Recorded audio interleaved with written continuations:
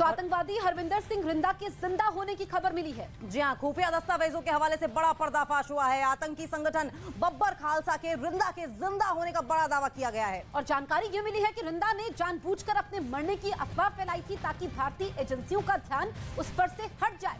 नवंबर के आखिरी सप्ताह में बब्बर खालसा इंटरनेशनल के कमांडरों के बीच ये बैठक हुई थी और इस बैठक में रिंदा का मामला भी उठाया गया था। तो बब्बर खालसा इंटरनेशनल के कमांडर ने कहा कि रिंदा अपने निजी लाभ और निजी दुश्मनी निकालने के लिए बब्बर खालसा इंटरनेशनल और आईएसआई का नाम ले रहा है। बब्बर खालसा की ओर से कहा गया है कि रिंदा को आईएसआई का समर्थन भी मिला हुआ है। और देखिए, पाकिस्तान में हरविंदर सिंह रिंदा लगातार अपनी पैठ बनाए हुए था और बॉर्डर पर ही लगातार अगर बात की जाए तो नारकोटिक्स और हथियार सप्लाई करता रहा है। और सिद्धू मूसेवाला हत्याकांड में भी माना यह जा रहा था कि लॉरेंस बिश्नोई का कनेक्शन आतंकी रिंदा से निकलकर सामने आ रहा था। लेकिन अब बड़ी क्या आप सिलाई सीखने के लिए हजारों रुपए खर्च करने के लिए चिंतित हैं? फ्रीडम ऐप को डाउनलोड करें, 40 घंटों का टेलरिंग कोर्स देखिए और खुद का टेलरिंग बिजनेस शुरू करें। देखिए, सामने आ रही है कि जानबूझकर उसने अपने मरने की अफवाह फैलाई थी। अब से थोड़े दिनों पहले आतंकी हरविंदर सिंह रिंदा के मारे जाने की खबर सामने आ रही थी। न्यूज़ 18 के ओपी तिवारी ने ये बड़ी अपडेट दी है कि रिंदा ने मरने का सिर्फ नाटक किया था। रिंदा को आईएसआई का, आपको बता दें, समर्थन भी प्राप्त है। बिल्कुल, तो आतंकी रिंदा के जिंदा होने का दावा किया गया है और ये बहुत बड़ी खबर है क्योंकि आतंकी संगठन बब्बर खालसा ने ये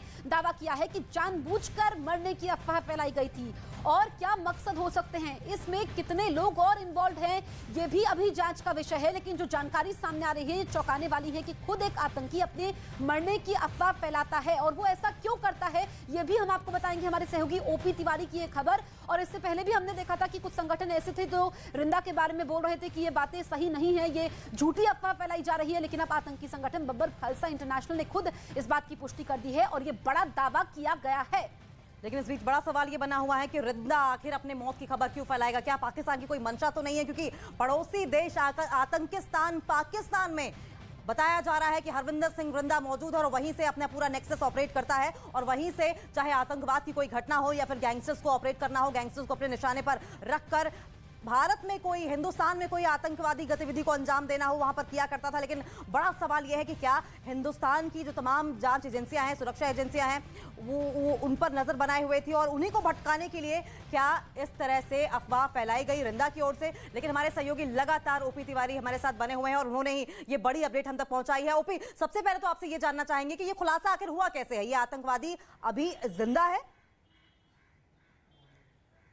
बिल्कुल, मैं आपको बता दूं कि बब्बर खालसा इंटरनेशनल का जो स्वयंभू चीफ है वधावा सिंह बब्बर, उसने खुद ही एक बैठक ली थी और इस बैठक के दौरान उसके कमांडर्स ने, उसका जो लंदन में मौजूद कमांडर था, उसने रिंदा का मामला उठाया। उसने कहा कि रिंदा जिस तरह की हरकतें कर रहा है उससे बब्बर खालसा इंटरनेशनल का नाम बदनाम हो रहा है, चूंकि वो अपनी व्यक्तिगत खुंदक और अपने निजी काम करवाने के लिए आईएसआई और बब्बर खालसा इंटरनेशनल का नाम ले रहा है। लिहाजा उसके नाम, वो जिस तरह का जो नाम झूठ मूठ का प्रचारित कर रहा है अपने व्यक्तिगत कामों के लिए, इस बात को लेकर आईएसआई से बात की जानी चाहिए और रिंदा पर लगाम लगाई जानी चाहिए। इस बैठक में सूत्रों का कहना है, दस्तावेज के मुताबिक, कि वाधवा सिंह ने स्पष्ट तौर पर कहा कि आईएसआई से आने वाले सप्ताह में इस बारे में बात की जाएगी कि वो रिंदा पर लगाम कसे और उसे स्पष्ट निर्देश दे कि वो इस तरह की हरकतें ना करे जिससे कि आईएसआई का और बब्बर खालसा इंटरनेशनल का नाम बदनाम हो, क्योंकि ये वो काम आतंकवाद के लिए करें, ना कि पर्सनल दुश्मनी के लिए। जी ओपी, आईएसआई एक बार फिर से बेनकाब हुई है कि पंजाब आतंकवाद के पीछे उसका पूरा हाथ है।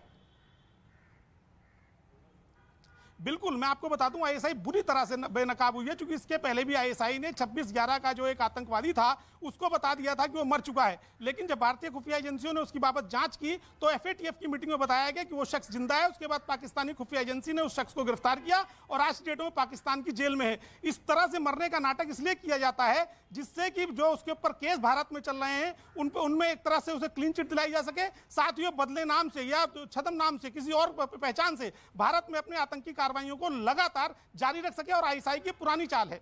बिल्कुल, हमने समय समय पर ओपी पाकिस्तानी खुफिया एजेंसी आईएसआई के रंग देखे हैं, लेकिन रिंदा को लेकर अब खुफिया जो एजेंसियां हैं, सुरक्षा खुफिया एजेंसियां, वो क्या कह रही हैं?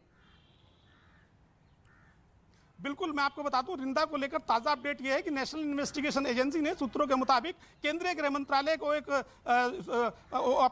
अपनी चिट्ठी भेजी है और उसमें स्पष्ट तौर पर कहा गया है कि रिंदा को वैश्विक आतंकवादी घोषित किया जाए। साथ ही जो भारत में यूएपीए के तहत जो चेंज किया गया है उसके तहत भी उसको व्यक्तिगत तौर पर आतंकवादी घोषित किया जाए। और ये चिट्ठी अब केंद्रीय गृह मंत्रालय के पास पहुंच चुकी है और इस पर केंद्रीय गृह मंत्रालय की मोहर लगने के बाद रिंदा को भी आतंकवादी घोषित कर दिया जाएगा। जी बिल्कुल, तुम्हारे सहयोगी ओपी तिवारी की बड़ी खबर है जिसमें बड़ा दावा किया गया है कि रिंदा अभी जिंदा है। और सबसे बड़ी बात जो इसमें निकल करके सामने आई है कि रिंदा ने अपनी मौत की खबर खुद फैलाई थी। ओपी, आपका इस तमाम जानकारी के लिए शुक्रिया।